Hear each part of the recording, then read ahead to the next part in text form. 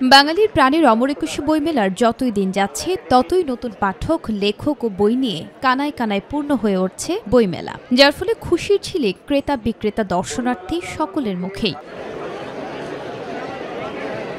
প্রতিটি মানুষের রূপরস রুচির সাথে মিল রেখে যেন মানুষ বই পছন্দ করতে পারে, তাই মেলার প্রতিটি স্টল সাজানো হয়েছে বাহারি রঙের ও বাহারি নামের বই দিয়ে। পছন্দের বইগুলো কিনতে পেরে উচ্ছ্বসিত ক্রেতারা। এখানে অনেক স্টল দেখছি, নতুন নতুন স্টল হয়েছে, তো দেখি যেটা ভালো লাগে সেটা নিব।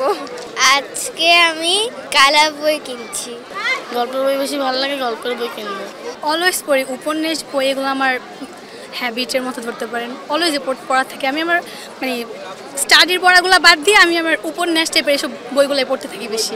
থ্রিলার বা গোয়েন্দা এই টাইপের বইগুলো পছন্দ, আর কমিক্সও পড়ি, তো তিন গোয়েন্দা এগুলা পছন্দের বইয়ের মতো পড়ে। নোবেল পুরস্কার প্রাপ্ত হানকাংয়ের, এই যে হানকাংয়েরই বইটা কিনেছি, দ্য ভেজিটেরিয়ান। আর এখন পছন্দের বই বলতে উপন্যাস কেনার উদ্দেশ্যে আসছি। তবে পছন্দের বই কেনার আনন্দের সাথে সাথে কিছুটা বিরক্তির ছাপও দেখা গেছে মেলায় আগত জনসাধারণের মাঝে। স্টলগুলো বিক্ষিপ্তভাবে সাজানো উল্লেখ করে কর্তৃপক্ষকে মেলার পরিচ্ছন্নতার উপর জোর দেওয়ার তাগিদ তাদের। বাচ্চা নিয়ে এখন আমরা দেখা গেছে ভিড়ের মধ্যে হাঁটতেছি, নিচে তাকাবো না সামনে দেখবো না বই দেখবো, যে কোন দিকে দেখবো সেটার দিকে হলো বারবার তাকাতে হচ্ছে, যে উঁচু নিচু কোনো জায়গায় একটু গর্ত আছে ইয়ে আছে। প্লাস হলো যে বইয়ের যে স্টলগুলো এগুলো একটু বিক্ষিপ্ত টাইপের, এগুলো একটু মানে ক্রোনোলজিক্যালি সাজানো থাকলে খুব ভালো হতো আমাদের জন্য। পরিবেশটা যদি একটু সুন্দর হতো, যেরকম প্রথমত তো আমরা যদি নিজেরা ঠিক থাকি তাহলে পরিবেশটা এইভাবেই ঠিক থাকবে, বাট আমাদের হলো প্রথম ঠিক থাকা উচিত। বিভিন্ন জায়গায় যদি একটু ডাস্টবিন থাকে তাহলে হয়তো আমরা এটা একটু নিজেরা সচেতন হব যে আমরা ময়লাটা ডাস্টবিনে ফেলি, কিন্তু এটার সেই ব্যবস্থাটা যেহেতু নাই, এজন্য আমরা এটা করতে পারছি না।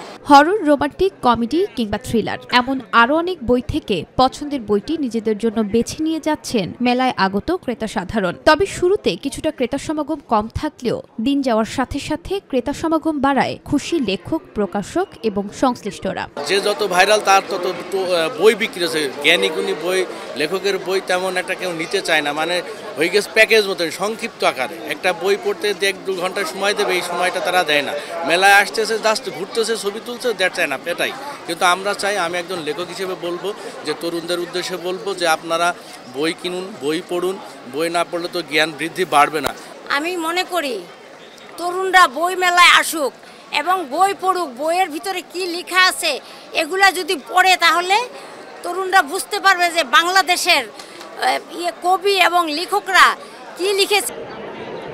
নুসরাত শারমিন, মাই টিভি, ঢাকা।